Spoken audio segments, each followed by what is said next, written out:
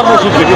দেখুন, আপনারা জানেন যে 2024 সালের জুলাই আগস্টে বাংলাদেশে 2000 সাধারণ শিক্ষার্থী এবং সাধারণ জনগণের রক্তের উপর দিয়ে, লাশের উপর দিয়ে বাংলাদেশের 17 বছরের স্বৈরাচারী হাসিনা সরকারের পতন হয়েছে। পতন হওয়ার পর বাংলাদেশের জনগণ চেয়েছিল বাংলাদেশে একটি সুষ্ঠু তত্ত্বাবধায়ক সরকার আসবে, যে সরকারের অধীনে একটি বাংলাদেশের সুষ্ঠু নির্বাচন হবে। সেই নির্বাচনের মধ্য দিয়ে বাংলাদেশের জনগণ তাদের গণতন্ত্র এবং বাংলাদেশের জনগণের সবথেকে বেশি প্রতীক্ষিত ভোটাধিকার ফিরে পাবে।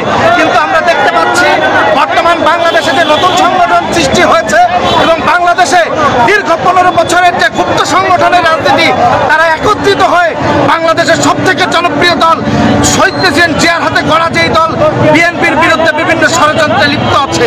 আমরা এই ষড়যন্ত্রের প্রতিবাদে এবং বাংলাদেশে আইন শৃঙ্খলা পরিস্থিতির যেভাবে অবনতি ঘটেছে, গলিতে গলিতে ধর্ষণ হচ্ছে, যেখানে সেখানে মানুষকে খুন করে ফেলা হচ্ছে, বাংলাদেশে কোনো আইনের শাসন নেই।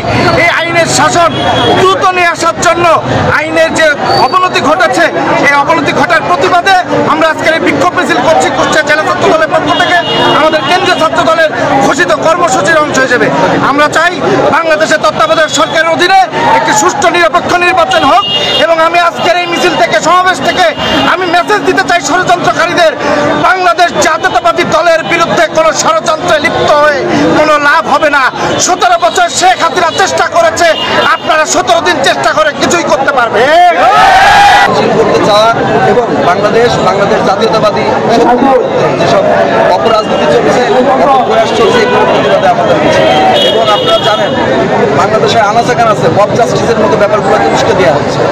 বিভিন্ন বড় বড় পর্যায়ে যারা সরকারের দায়িত্বশীল আছেন, তারা ফেসবুকে পোস্ট দিয়ে মব জাস্টিস করছে। তো আমরা বলতে চাই, তারা যেভাবে চাঁদাবাজি করছে, তারা আপাতত চাঁদাবাজি নিয়েই ব্যস্ত থাকে। আমরা তো দেখছি ভিডিও ফুটেজ প্রকাশ করছে, তারা যেন মব জাস্টিসগুলোকে উস্কে দিয়ে তারা যেন দেশকে অস্থিতিশীল না করে।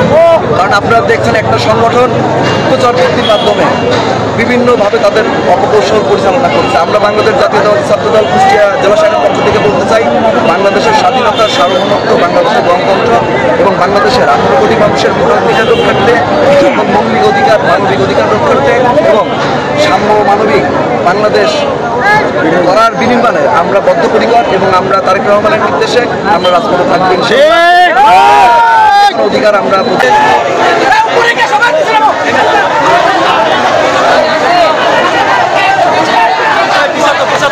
ভাই কি